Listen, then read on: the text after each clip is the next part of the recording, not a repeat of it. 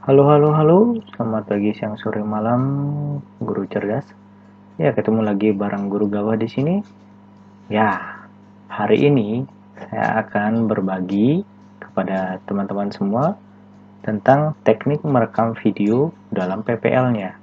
Nah, di sini saya akan menjelaskan agar tidak banyak editing, bisa bermodalkan dengan HP, kemudian bisa jadi dalam sekali shoot, dan saya juga akan melampirkan di sini lengkap dengan contoh skenario pengambilannya. Oke, kita langsung aja ya. Namun untuk sebelumnya, seperti biasa untuk kemajuan kita bersama, minta tolong di like, subscribe, nyalakan lonceng, dan share video berikut kalau misalnya memang dirasa bermanfaat ya. Oke, di dalam pengambilan video pembelajaran ya, di dalam PPL itu ada beberapa yang perlu dipersiapkan. Yang pertama, kita harus mendirect siswa. Direct siswa artinya kita harus mengajak kerjasama siswa-siswa kita kayak gitu.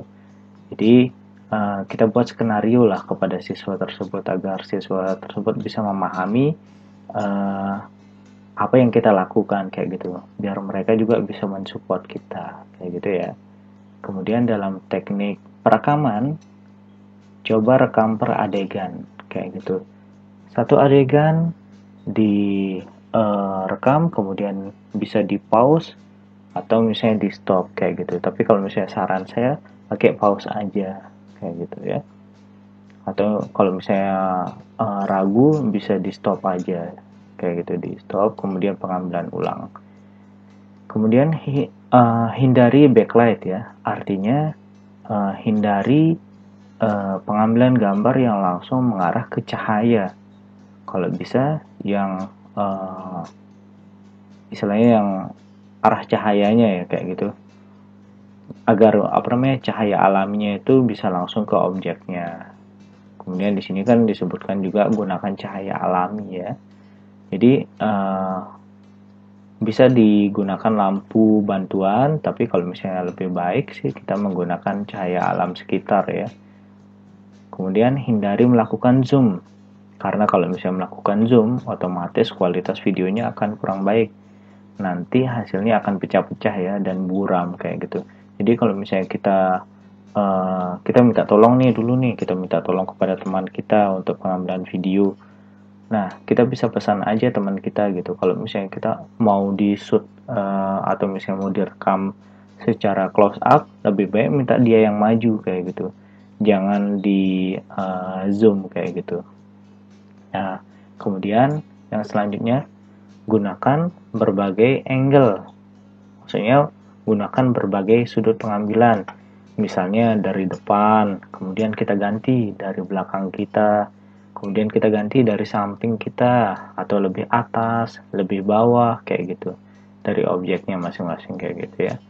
Nah, apabila Bapak Ibu guru cerdas memiliki tripod, bisa nih menggunakan tripod agar bisa lebih stabil dalam pengambilan gambarnya ya.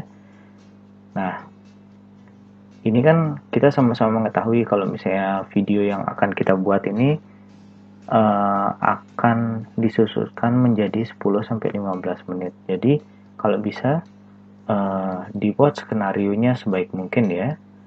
Nah, di sini saya ada memiliki contoh ya skenario pengambilan gambar ya atau pengambilan videonya. Nah, misalnya nih kegiatan pendahuluannya kita buat nih tahapan kegiatannya apa aja kayak gitu. Kemudian rincian kegiatannya misalnya seperti ini misalnya. Kemudian strateginya mau pakai daring atau luring bisa disesuaikan ya. Kemudian teknik pengambilan videonya misalnya medium shoot dengan pengambilan gambar secara netral misalnya kayak gitu. Misalnya ini mau Bapak Ibu guru cerdas mau ditambahkan waktunya, boleh nih tambahkan lagi satu kolom di sini waktunya. Misalnya pengambilannya 1 atau 2 menit misalnya kayak gitu. Nah, kemudian lanjut ke kegiatan inti. Kemudian di sini misalnya rincian kegiatannya penyampaian materi pembelajaran, misalnya di sini Bapak Ibu guru cerdas mau pakai PBL atau PJBL-nya ya kayak gitu. Nah, kalau bisa diperbanyak di sini ya, waktunya alokasi waktunya lebih banyak di sini. Misalnya nih teknik pengambilannya medium close up dan medium shoot, misalnya kayak gitu ya. Dengan pengambilan gambar secara netral, misalnya kayak gitu. Disesuaikan aja, pengambilan angle-nya beda-beda, semakin baik lagi kayak gitu. Kemudian di sini misalnya masih ini kegiatan inti ya, kegiatan intinya bisa diperbanyak gitu waktunya. Misalnya dari yang misalnya pembukaannya 2 menit, kemudian ini sisanya misalnya ada 10 sampai 13 menit misalnya kayak gitu. Kemudian berakhir di skenario pengambilan gambar untuk kegiatan penutup. Misalnya di sini memfasilitasi siswa merangkum dan merefleksi siswa kayak gitu. Nah, di sini misalnya ada tambahan-tambahan kegiatan-kegiatan ya, rincian kegiatan dari Bapak Ibu guru cerdas yang telah dibuat di perangkat ajar 1 dan 2-nya misalnya kayak gitu. Disesuaikan aja. Ini hanya contoh saja.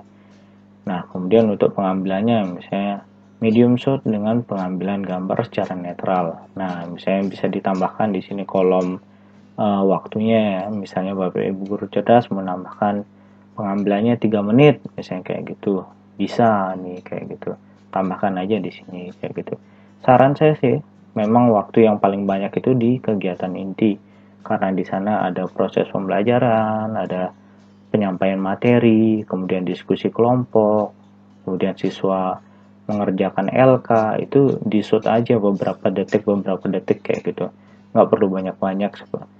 Yang penting di dalam video yang berdurasi 10-15 menit itu bisa muncul ya semua kegiatan yang ada di RPP atau misalnya perangkat pembelajaran yang Bapak Ibu telah buat kayak gitu. Jangan sampai ada yang tertinggal satupun kayak gitu.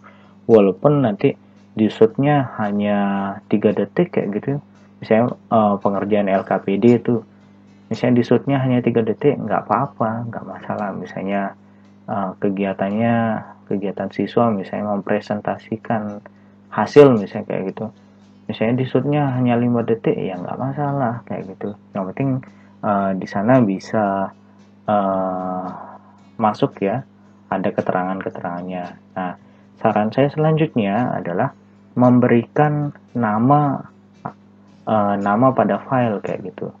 Nama pada file itu diberikan urutan aja. Misalnya tag 1, tag 2, atau tag 3, atau misalnya mau dibuat yang berbeda, misalnya pendahuluan, misalnya shoot, misalnya yang nama filenya pendahuluan, misalnya berdoa, misalnya, atau misalnya mengajak siswa bernyanyi, misalnya kayak gitu. Jadi pada saat kita sambung videonya itu gampang banget kayak gitu, tidak perlu bersusah payah lagi diputar satu persatu kayak gitu. Oke, jadi kemudian saran selanjutnya kita harus benar-benar bekerja sama dengan baik dengan salah satu guru teman yang nantinya akan membantu kita dalam syuting video ini kayak gitu. Oke, Bapak Ibu guru cerdas, mungkin itu saja yang bisa saya bagikan kepada teman-teman semua. Jadi kalau misalnya ada pertanyaan atau yang mau didiskusikan, bisa langsung ditulis di kolom komentar ya. Oke, akhir kata saya ucapkan terima kasih banyak. Sampai jumpa.